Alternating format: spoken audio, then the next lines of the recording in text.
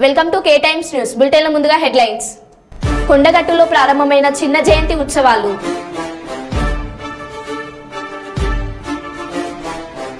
కల్లూరులో వైసీపీని వీడి టీడీపీలోకి చేరిక.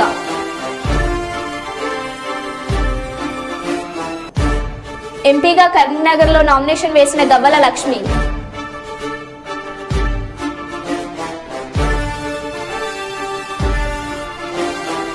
సీఎం పదవి కావాలనే స్థాయి నుంచి 10 ఎమ్మెల్యే సీట్లకు పడిపోయిన పవన్ కళ్యాణ్ రాజకీయం. సజ్జల రామకృష్ణారెడ్డి.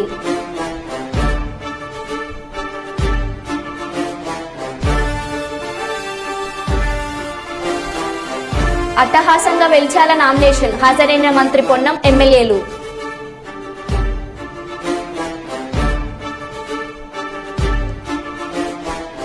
చెక్ పోస్ట్ వద్ద 24/7 పగడ్బందీగా తనిఖీలు నిర్వహిస్తున్న రామగుండం పోలీసులు.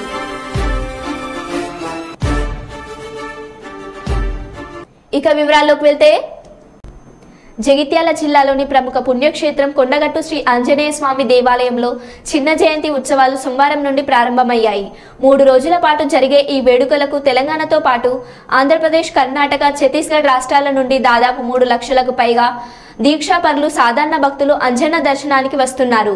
ఈ నేపథ్యంలో ఆలయంలో స్వామివారి దర్శనానికి క్యూ లైన్లలో వేచి ఉన్నారు.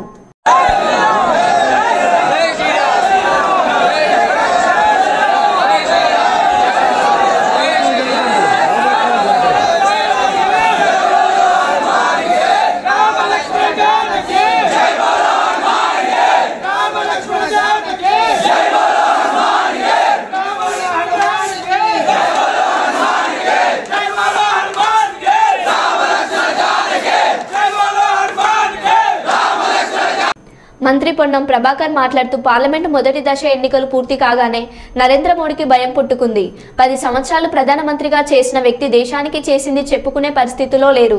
మోడీ మాటలు చూస్తే దేశం సిగ్గుపడే పరిస్థితి ఉంది. కాంగ్రెస్ వస్తే సంపద అంతా ముస్లింలకు ఇస్తారని చెబుతున్నారు. మతపరమైన విద్వేషాలు రెచ్చగొట్టడం వల్ల మెజార్టీ హిందువులు ఓట్లు కొల్లగొట్టే ప్రయత్నం చేస్తున్నారు అని కామెంట్ చేశారు. అనంతరం కాంగ్రెస్ పార్టీ అభ్యర్థిని గెలిపించండి అని కోరారు. రా, ఏ తెలంగాణ బిడ్డకు నీ నల్ల సంపద 15 లక్షలు ఇచ్చినావు చెప్పు. రా, ఈ దేశంలో రైతులు నల్ల చట్టాలు తెచ్చి రైతులకు వ్యతిరేకంగా తీసుకున్న చట్టాల లోపల రైతులు చనిపోతే ఏం మాట్లాడిన అని అడుగుతావునా? ఎందుకంత కంగారు పడతాడు నరేంద్ర మోడీ గారు? మొదటి దశ ఎన్నికలు కాగానే ఉత్తర భారతదేశం అంతా జరుగుతున్న ప్రకంపనల నరేంద్ర మోడీ ఓటమి తప్పదని దేశంలో ఉన్న వైషమ్యాలను సృష్టించే ప్రయత్నం చేస్తుండు. అర్థం చేసుకోండి, ఈ దేశంలో ఇంత పెద్ద మెజారిటీ ఉన్న వాళ్ళ కొరకు 10 ఏళ్ళుగా ఏం చేసినాడు? రామాలయం ఇంకా నిర్మాణమే కాలే, ప్రారంభము, దాని అక్షింతలు. ఓట్ల కొరకు రాముని అడుగుతూ ఉన్నారు కదా. నరేంద్ర మోడీ గొప్పోడైతే 10 ఏళ్ళ ఈ దేశం కొరకు ఇదో ఈ యొక్క ప్రణాళిక చేసిన, రైతులకు ఉపయోగపడే విధంగా నేను పెన్షన్ ఇస్తాను ఇచ్చిన, రైతుల గిట్టుబాటు ధర కాంగ్రెస్ 22 పంటలకు ఇచ్చింది, నేను 30 పంటలకు ఇచ్చినా, ఇగో ఇట్లా ధర పెంచినా. ఏం లేదు, మాటలకే పరిమితమైన నరేంద్ర మోడీ ప్రభుత్వాన్ని దయచేసి ఒక్కసారి ప్రజలు అర్థం చేసుకోండి. నిత్యావసర వస్తువుల ధరలు పెరిగినాయి, శాంతి భద్రతలు కరువైనాయి.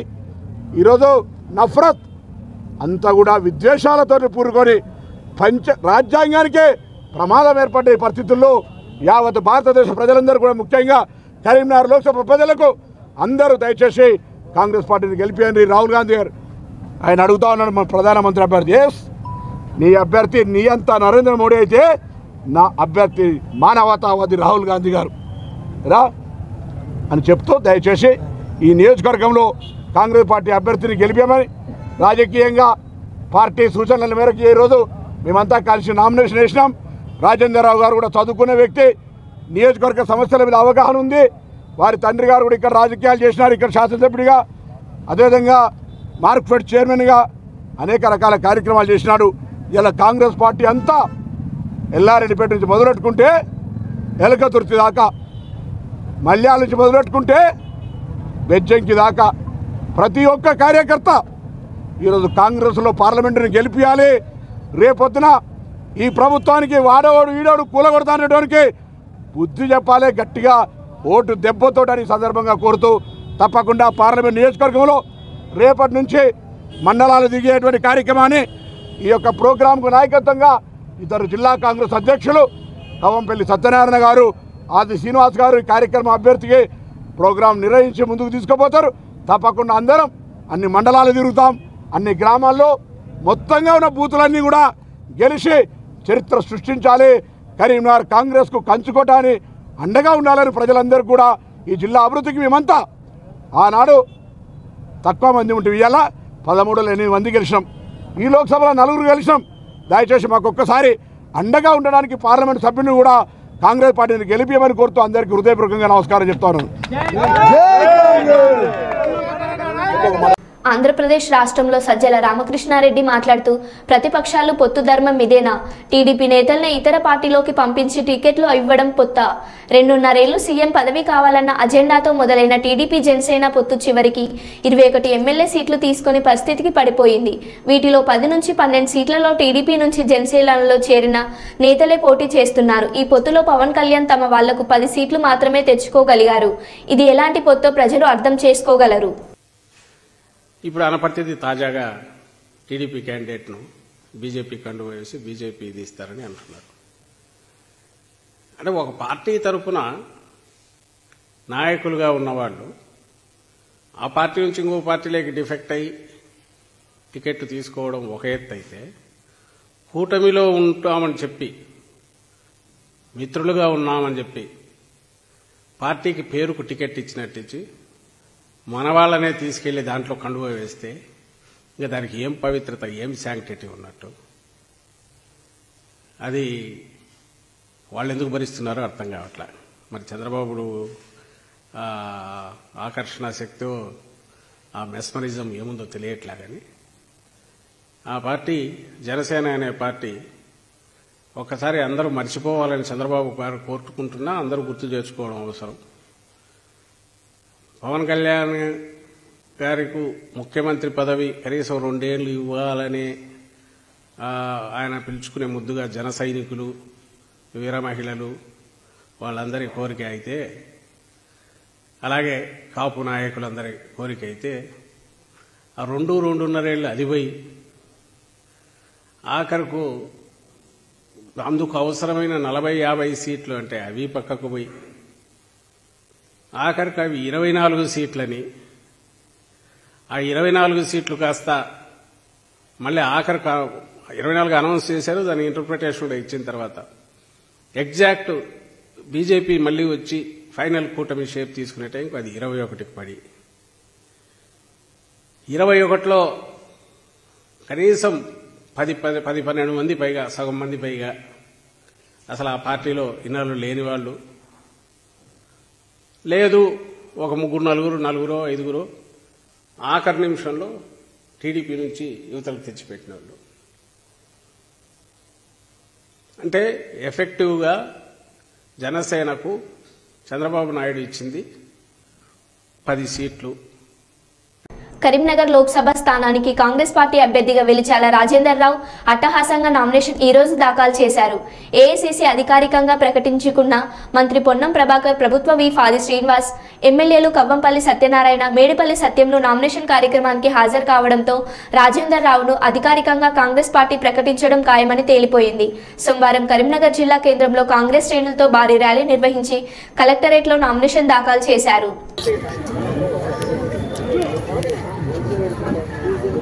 సార్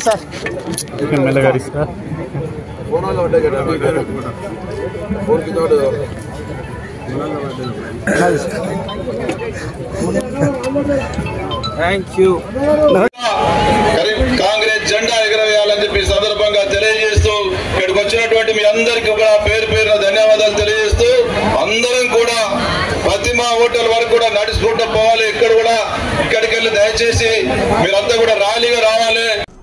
కర్నూలు జిల్లా మంత్రాలయం నియోజకవర్గ కేంద్రమైన మంత్రాలయంలో నామినేషన్ల ప్రక్రియ 4వ రోజు ప్రధాన పార్టీలైన వైసీపీ, టీడీపీ మంత్రాలయం అసెంబ్లీ అభ్యర్థులు సోమవారం వేరువేరు సమయాల్లో నామినేషన్లు వేశారు. ముందుగా మంత్రాలయం వైసీపీ పార్టీ ఎమ్మెల్యే అభ్యర్థి వై బాలనాగారెడ్డి ఒక సెట్ నామినేషన్ పత్రాలను దాఖలు చేశారు. అనంతరం టీడీపీ కూటమి అభ్యర్థి మాధవరం రాఘవేంద్రారెడ్డి ఒక సెట్ నామినేషన్ పత్రాలను ఎన్నికల రిటర్నింగ్ అధికారి మురళికి అందజేశారు. ఎన్నికల కేంద్రం దగ్గర గట్టి బందోబస్తు ఏర్పాటు చేశారు.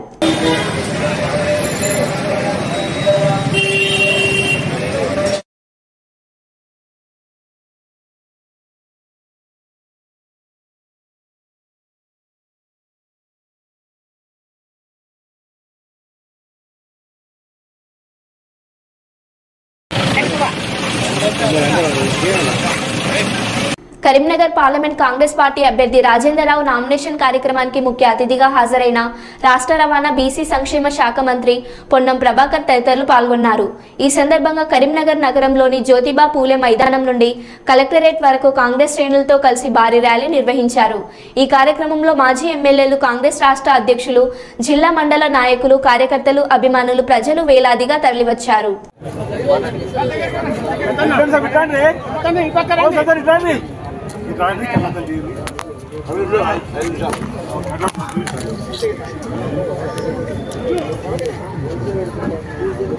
సార్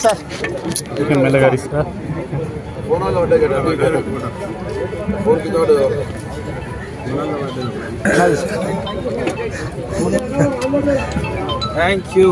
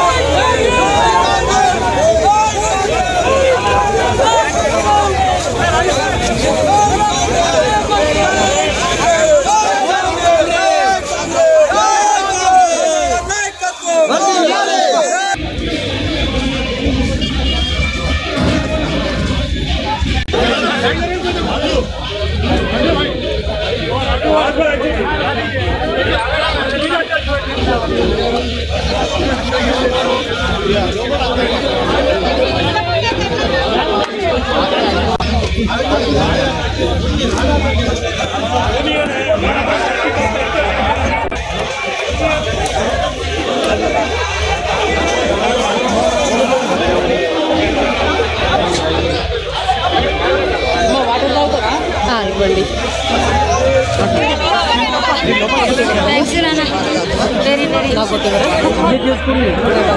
పర్లేదు ఇవ్వండి.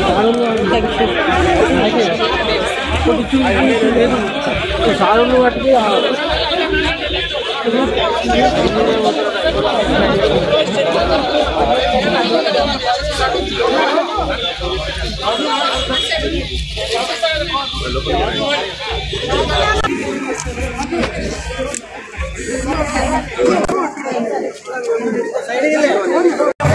ఈ భారతదేశంలో పరిణమిల్లాలన్నా కాంగ్రెస్ పార్టీ రావాలి, కాంగ్రెస్ పార్టీ గెలిపించాలి. మీ విధిగా, మీ కర్తవ్యంగా అందరూ కూడా పాల్గొనాలని విజ్ఞప్తి చేస్తూ ఉన్నాం.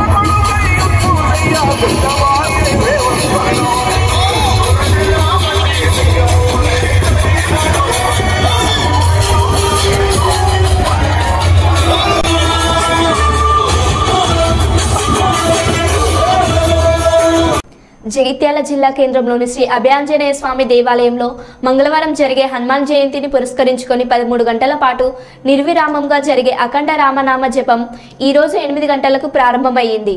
లక్ష్మీ గణేష్ మందిరం సత్సంగ సభ్యులచే ప్రారంభమైన రామనామ తారక మంత్రం రాత్రి 9 గంటల వరకు సాగుతుందని నిర్వాహకులు తెలిపారు. ఉత్సవమూర్తిని ప్రత్యేకంగా అలంకరించిన వేదికపై నిలిపి అభిషేకం అలంకరణలు చేశారు. మతాలు రామనామ తారక మంత్రం జపిస్తూ నృత్యాలు చేశారు.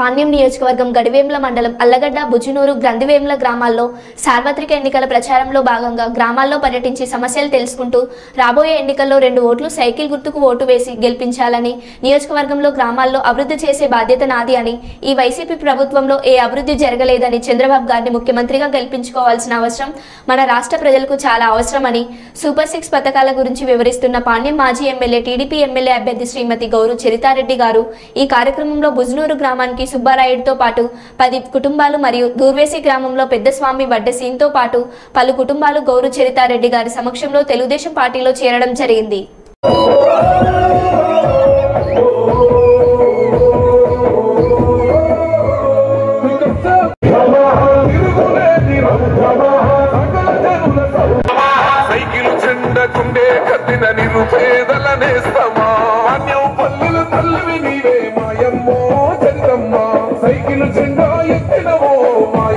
కరీంనగర్లో ఎంపీ అభ్యర్థిగా ఈ రోజు నామినేషన్ వేసిన రాణా ప్రతాప్ గౌడ్ ఇండియా నుండి కరీంనగర్ పార్లమెంట్ అభ్యర్థిగా గట్టు రాణా ప్రతాప్ గౌడ్ నామినేషన్ వేయడం జరిగింది. ఈ కార్యక్రమంలో తెలంగాణ జనరల్ సెక్రటరీ పవిత్ర మరియు కోడూరు శ్రీనివాస్, శివకుమార్, శరత్, కత్తి రమేష్, ఆనంద్, సూర్యప్రకాష్లు పాల్గొన్నారు. నామినేషన్ అనంతరం మీడియా సమావేశంలో మాట్లాడారు. ఈ సందర్భంగా వారు మాట్లాడుతూ సోషలిస్టు పార్టీ ఇండియా పార్లమెంట్ అభ్యర్థిగా నన్ను దీవించి కరీంనగర్ ప్రజలందరూ భారీ మెజార్టీతో గెలిపించాలని ప్రజలను కోరారు. అభివృద్ధి బాటలో నడిపించడానికి యువతగా ఈరోజు ఈ పార్లమెంట్ నియోజకవర్గం నుంచి నామినేషన్ వేయడం జరిగింది. ఖచ్చితంగా ప్రజల మద్దతును కూడగట్టుకొని ప్రజలకు చేరువయ్యి వారి యొక్క ఆశీస్సులతోటి ఖచ్చితంగా ఈ కరీంనగర్లో గెలవబోతా ఉన్నాం సోషలిస్టు పార్టీ ఇండియాగా. ఖచ్చితంగా పార్లమెంట్లో ఈ ప్రజా సమస్యలను లేవనెత్తుతూ ఈ ప్రజా సమస్యలపై కొట్లాడడానికి అది రోడ్ల మీదనైనా అది పార్లమెంట్లోనైనా ఈ ప్రజా సమస్యల కోసం ఎంతకైనా కొట్లాడడానికి సోషలిస్టు పార్టీ ఇండియాగా మేము ముందుకు రాబోతా ఉన్నాము. కాబట్టి ప్రజలంతా కూడా socialist party India Rana Pratap గౌడ్ని ఆదరించాలని, ఆశీర్వదించాలని, భారీ మెజారిటీతో గెలిపించాలని కూడా నేను కరీంనగర్ పార్లమెంటు నియోజకవర్గ ప్రజలకు పేరు పేరున విజ్ఞప్తి చేస్తా ఉన్నా. ఈ కరీంనగర్కు ఇంతకుముందు 2004లో పార్లమెంటేరియన్ గా గెలిచినటువంటి వినోద్ కుమార్ గారు తెలంగాణ రాష్ట్రం కోసమై పోరాటం చేసిన అని చెప్తా ఉన్నాడు. తెలంగాణ కోసం పోరాటం చేసిన వ్యక్తి ఆ రోజు పోరాటం చేసిరు. మరి బయ్యారం ఉక్కు ఫ్యాక్టరీని తీసుకొస్తానని చెప్పి ఆ రోజు నుంచి ఈ రోజు వరకు ఏమన్నా కనీసం ఒక ఇటుక పేలనన్నా అక్కడ వేర్చినటువంటి ఘనత నీకున్నదా? 10 ఏళ్ళు సైలెంట్ గానే ఉన్నావు. తర్వాత మీ పార్టీ అధికారంలోకి వచ్చిన తర్వాత అప్పుడు కూడా విభజన చట్టంలో ఉన్నటువంటి హామీల కోసం ఏ రోజన్నా పార్లమెంట్ లో మాట్లాడినటువంటి పాపాన పోలే. అదేవిధంగా మొన్న బండి సంజయ్ గెలిచిండు. బండి సంజయ్ గెలిచి ఏం చేసిండు అంటే ఈ తెలంగాణ రాష్ట్రంలో అయిన వారాల పేర్లు చెప్తాడు, చెప్పులు మోస్తాడు పార్లమెంట్లో ఉండేందుకే సపరేట్గా పోయి వార్డు నెంబర్ కూడా దానికో దీనికో చేసుకుంటూ అయిపోతుంది. వారాల పేర్లు చెప్పడానికి జ్యోతిష్య మందిరమో లేకపోతే జ్యోతిష శాస్త్రమో ఏదో చదువుకొని ఆడ సిల్క జోషి చెప్పుకుంటూ అయిపోతుంది. దానికి వారాల పేర్లు చెప్పడానికి పార్లమెంట్లో ఓడేందుకా? ప్రజలారా మీరు ఒకసారి ఆలోచించండి, చదువుకున్న యువతను ఆదరించండి. ఖచ్చితంగా మీ భవిష్యత్తు కోసం మేము పార్లమెంట్ లో కొట్లాడడానికి సిద్ధంగా ఉన్నాము. భవిష్యత్తు రోజులలో ఈ బీజేపీ పార్టీ అబ్కి బార్ 400 పార్ फिर एक बार मोदी सरकार अंటుంది కదా. नरेंद्र मोदी मैं आपको चैलेंज करना चाहता हूँ, फिर एक बार मोदी सरकार नहीं है, फिर एक बार करण थापर को 1 घंटा इंटरव्यू दीजिए. आप 400 पार हो जाएगी या 70 पार हो जाएगी, अब सब दुनिया को पता चल जाएगा. मैं ये सवाल करता हूँ, ये सवाल स्वीकार कीजिए, इसको समाधान भी, इसके आंसर भी दीजिए. జగన్ రెండోసారి విజయం సాధించి తిరిగి సీఎం అవుతారని, అలాగే పాణ్యం నియోజకవర్గం నుంచి 7వ విజయం సాధిస్తానని ధీమా వ్యక్తం చేశారు. వైసీపీ ఎమ్మెల్యే అభ్యర్థి కాటసాని రాంభూపాల్ రెడ్డి పాణ్యం వైసీపీ అభ్యర్థిగా నామినేషన్ వేసేందుకు కుటుంబ సభ్యులతో కలిసి తన స్వగృహం నుంచి కర్నూలు కలెక్టర్ కార్యాలయం వరకు ర్యాలీ చేపట్టిన రాంభూపాల్ రెడ్డి కలెక్టర్ కార్యాలయంలో నామినేషన్ వేశారు. అనంతరం కాటసాని రాంభూపాల్ రెడ్డి మాట్లాడారు. సంక్షేమ పథకాలే తమ విజయానికి దోహదం చేస్తాయని, ప్రజల సంపూర్ణ మద్దతు వైసీపీకే ఉందని అన్నారు. భారీ విజయం సాధిస్తానని ధీమా వ్యక్తం చేశారు.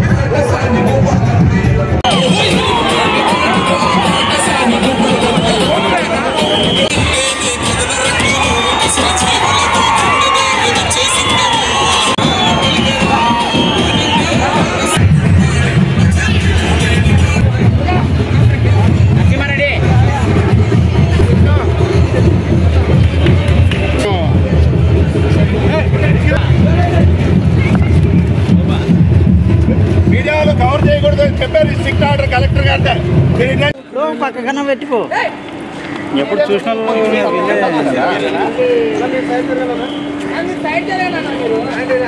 రాండి వీళ్ళు కూడా తీసుకెళ్ళి అది ముందు పక్కన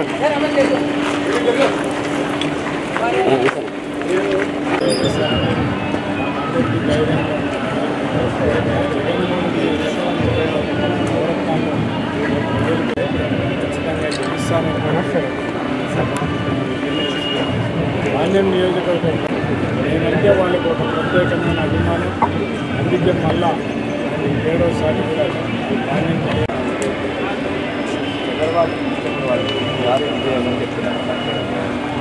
తర్వాత జూన్ 4 ఎవరు విజేతలు ఈ రాష్ట్రానికి పాణ్యం నియోజకవర్గం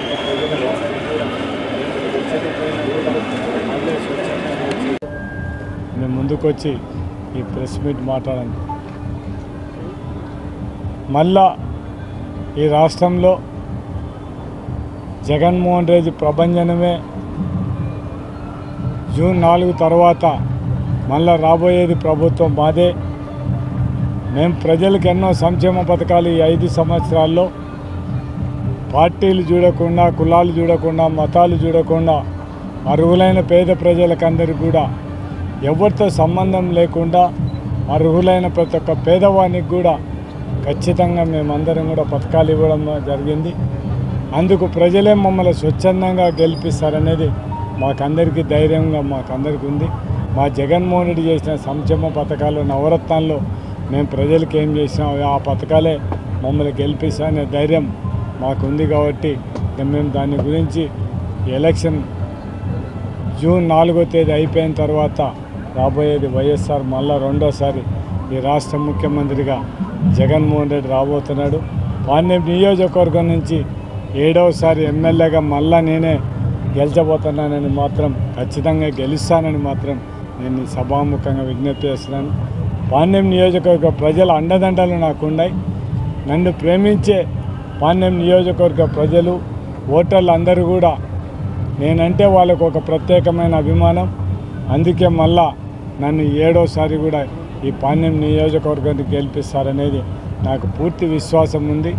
ఈరోజు ప్రజలలోకి నేను గడప గడపకు క్యాన్వాస్ పోతే కూడా వాళ్ళందరూ కూడా వాళ్ళు ఇచ్చే ప్రోద్బలం కానీ వాళ్ళు ఇచ్చే చేయూత కానీ లేకుంటే వాళ్ళు ఇచ్చిన రెస్పాన్స్ కానీ ఇవన్నీ కూడా చూసిన తర్వాత 2019లో ఏ విధంగా ఈ పాణ్యం నియోజకవర్గం నుంచి గెలిచినానో అదేవిధంగా మళ్ళీ ఈ పాణ్యం నియోజకవర్గం నుంచి గెలుస్తాననే ధైర్యం నాకుంది. అందుకు నేను ఎప్పుడు కూడా పాణ్యం నియోజకవర్గ ప్రజలకు రుణపడి ఉంటాను. వాళ్లకు నన్ను 1985 నుంచి మళ్ళీ 2009 డీలిమిటేషన్ అయిన తర్వాత కూడా పాణ్యం నియోజకవర్గ ప్రజలు నన్ను ఆదరించడం జరుగుతుంది కాబట్టి వాళ్ళకి ఎల్లవేళలా కృతజ్ఞత ఉంటాను. ఖచ్చితంగా వాళ్ళ మీద నా మీద సంపూర్ణ విశ్వాసం వాళ్ళకు ఉంది కాబట్టి నేను ఖచ్చితంగా గెలిచానే ధైర్యం నాకుంది. అందుకు మీరు పత్రిక ఈరోజు మీరు అందరూ కూడా ఈ విధంగా నాతో ప్రెస్ మీట్ మీకు అందరికీ కూడా నా ఉదయపూర్వక కృతజ్ఞత తెలియజేస్తున్నాను.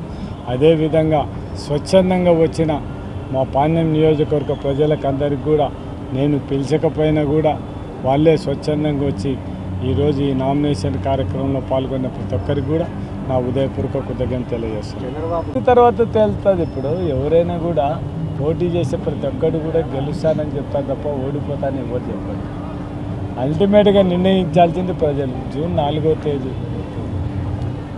మే 13 పోలింగ్ తర్వాత జూన్ 4 ఎవరు విజేతలు, ఈ రాష్ట్రానికి ముఖ్యమంత్రి ఎవరైతారనేది. ఇప్పుడు తెలుగుదేశం నాయకులకు ధైర్యం ఉంటే చంద్రబాబు నాయుడుకి లేకపోతే ఎందుకు సింగిల్గా పోటీ చేయలేకుండా మొత్తం అంతా ముగ్గురు గెలిచి ఒక్కరి మీదకి రావాల్సిన అవసరం అంటే వాళ్ళు చేతగానితనం ప్రజల్లో వాళ్ళకి లేదు కాబట్టి మేము ప్రజల్లో మా పార్టీకి మా నాయకునికి మాకు మంచి బలం ఉంది కాబట్టి మేము సింగిల్గానే వస్తున్నాం తప్ప ఇంకా ఏ కుటుంబంలో మాకు అవసరం లేదు. మా జగన్మోహన్ రెడ్డి ఒక బ్రాండే మాకు చాలు, మా వైఎస్ఆర్సీపీ పార్టీ మాకు చాలు. మాకు ఇంకా ఎవరితో కూడా మాకు అవసరం లేదు. ఖచ్చితంగా ఈ రాష్ట్ర ప్రజలు మమ్మల్ని ఆదరిస్తారనేది మాత్రం మా జగన్మోహన్ రెడ్డిని మా పార్టీని ఆదరిస్తారని మాకు పూర్తి నమ్మకం. మరో బులెటిన్లో మళ్ళీ కలుద్దాం. Stay tune.